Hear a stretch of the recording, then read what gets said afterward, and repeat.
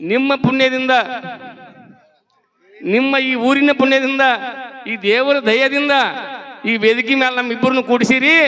ನಿಮ್ಗ ತುಂಬ ಹೃದಯದ ಧನ್ಯವಾದಗಳನ್ನು ಅರ್ಪಿಸ್ತೇವೆ. ಬಹಳ ಒಳ್ಳೆ ದೊಡ್ಡ ಕಲಾವಿದರು, ಅಷ್ಟ ಮುಗ್ಧ ಮನಸ್ಸಿನವರು.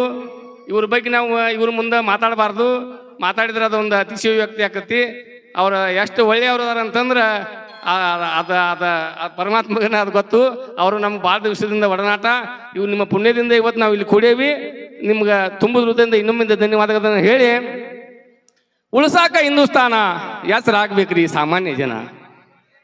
ಅದಕ್ಕೆ ನಿಮಗೆ ಐತಿಹಾಸಿಕ ಗಾಯಕರು ಅಂತ ಬಿರುದು ಕೊಟ್ಟನ್ನ ನಮ್ಮ ಕನ್ನಡ ಉತ್ತರ ಕರ್ನಾಟಕ, ಯಾಕೆ ಇಡೀ ಕರ್ನಾಟಕದೊಳಗೆ ಇವರಂಥ ಗೀತೆ ಸಾಹಿತ್ಯ ಬರೆದವ್ರನ್ನ ನನ್ನ ಇದ್ರೊಳಗೆ ನಾ ಯಾರನ್ನೂ ನೋಡಿದ್ವಿ ಹಿಸ್ಟ್ರಿ ಒಳಗೆ.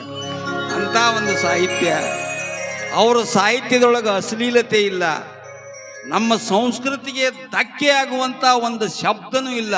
ಅಂಥ ಜಾನಪದನೂ ಹಾಡ್ಯಾರು, ಭಜನಾ ಗೀತೆಗಳನ್ನು ಹಾಡ್ಯಾರು, ಐತಿಹಾಸಿಕ ಹಾಡುಗಳನ್ನು ಹಾಡ್ಯಾರ. ಅಂಥವ್ರು ಯಾರೂ ಕೇಳೋದಿಲ್ಲ.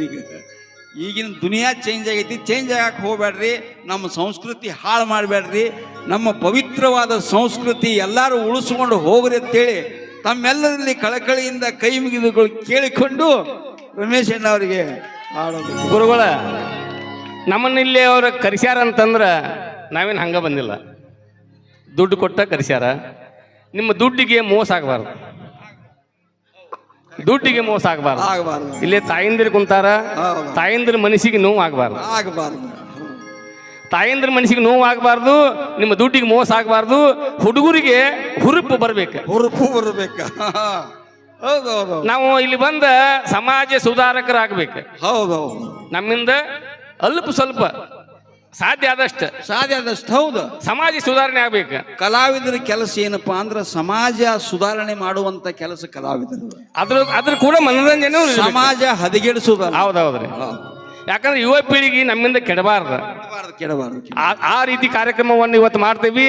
ಒಳ್ಳೆ ನಮ್ಮ ಪರಶುವಣ್ಣರು ಅತಿ ಅದ್ಭುತವಾದಂಥ ಒಂದು ಒಳ್ಳೆ ಗೀತೆಗಳನ್ನು ನಿಮ್ಮ ಮುಂದೆ ಜಾನಪದ ಹಾಡ್ತಾರು, ನಾವು ಜಾನಪದ ಹಾಡ್ತೀವಿ. ಆದ್ರೆ ಇವತ್ತು ಈ ಕಾರ್ಯಕ್ರಮದೊಳಗೆ ಎಲ್ಲ ಮಿಕ್ಸ್ ಮಾಡಿ ಕೊಡೋಣ್ರಿ. ನೀವು ಜಾನಪದ ಹಾಡ್ರಿ, ಗುರುಗಳು ಅವರು ಒಳ್ಳೆ ಗೀತೆಗಳನ್ನ ಹಾಡ್ತಾರೆ. ಹಲೋ, ಇವತ್ತು ನೋಡ್ರಿ ನನ್ನ ಪರಿಸ್ಥಿತಿ ಹೆಂಗಾಗೈತೆ ಅಂದ್ರೆ, ಇವರಿಬ್ರು ಸೀನಿಯರ್, ಇಬ್ರು ಹಿರಿಯರ್. ಇವ್ರಕ್ಕಿಂತ ನಾ ಸ್ವಲ್ಪ ಸಣ್ಣವ. ಇವ್ರು ನನಗಿಂತ ಮೊದಲು ಜಾನಪದ ಹಾಡಿದವ್ರು. ನಾ ಆಮ್ಯಾಗ ಬಂದವ. ನಾ ಜಾನಪದ ಹಾಡಕ್ ಬರೋಕ ಈಸ್ಕೊಳಕ ಬಾಯ ನೀರು ಹೋಗ್ಬಿಟ್ಟವ್. ನಾ ಈಸ್ ಕಲಿಯೋಕ ಬಾಯ ನೀರು ಹೋಗ್ಬಿಟ್ಟು ಅವಾಗ ಕ್ಯಾಸೆಟ್ ಫೀಲ್ಡ್ ಬಂದಾಗ್ಬಿಡ್ತು. ಇವರು ಸಾಕಷ್ಟು ನಮ್ಮ ಗೀತೆ ಅವ್ರು ಕೇಳಿದಾರ, ಅವ್ರ ಗೀತೆ ನಾವು ಕೇಳಿದ್ರ. ನಮ್ಗಿಂತ ಒಂದು 4-5 ವರ್ಷ ಮುಂಚೆ ನಮ್ಮ ಅಣ್ಣ. ನಿಮ್ಗೆ ಈಸ್ ಬರೋದ್ರೊಳಗ ಏನಾಗ್ಬಿಡ್ತಿ, ಬಾಯ ನೀರು ಬೈತಿ ಹೋಗ್ಬಿಟ್ಟು. ಆದ್ರೆ ನೀವು ಸಮುದ್ರದೊಳಗೆ ಮುಳುಗಿ ಈಸಾಕತ್ರಿ. ಖರೆ ರೀ, ಖರೆ. ಈಗ ನಮಗ ಈ ನೆಟ್ವರ್ಕ್ ಇದ್ರಿಕಿಲ್ರಿ. ಅವಾಗ ಈ ನೆಟ್ವರ್ಕ್ ಈ ಏನೈತಿ ಅಂತೀರಿ ನೀವು, ಇದಕ್ಕೆ ಆನ್ಲೈನ್ ಅವಾಗ ಇದ್ದಿದ್ರ ಅದ್ರ ಕತಿ ಬೇರೆ ಇತ್ತು ಅಣ್ಣ. ಒಂದ್ ಸಮಸ್ಯೆ ಆಗೈತ್ರಿ ಈಗ. ಏನಂದ್ರ ಈಗಿನ ಜನ ಟ್ರೆಂಡ್ ಹೆಂಗಾಗೈತೆ ಅಂದ್ರ ಕಂಟಕ್ ಬೆಲೆ ಇಲ್ಲ, ಸೊಂಟಕ್ ಬೆಲೆ, ಆ ತರ ಟ್ರೆಂಡ್ ಐತಿ. ಅದಕ್ಕೆ ಇವತ್ತು ನಾವು ಸೊಂಟನು ತೋರ್ಸುನು ಅಂದ್ರ ಅವ್ರಂದ್ರಲ್ಲ, ರೊಕ್ಕಕ್ಕೆ ಮೋಸ ಆಗಬಾರ್ದು, ಹುಡುಗರಿಗೆ ಎಂಜಾಯ್ ಆಗಿರ್ಬೇಕು, ಹೆಣ್ಮಕ್ಳು ಕೂಡ ಖುಷಿ ಆಗಬೇಕು. ಆ ತರ ಹಾಡಾಡ್ತೇವೆ. ಓಕೆರಿ. ನಾವು ಊರಿಗೆ ಹೋದ್ಮೇಲೆ ಅವ್ರು ಕರ್ಕೊಂಡ್ ಬಂದ ಬಾಡ್ಯಾಗಳು ಯಾರು ಅಂತ ಇವ್ರು ಅನ್ಬಾರ್ದು. ಹೌದೌದು, ಅವ್ರದೇನ್ ತಪ್ಪಿಲ್ಲ.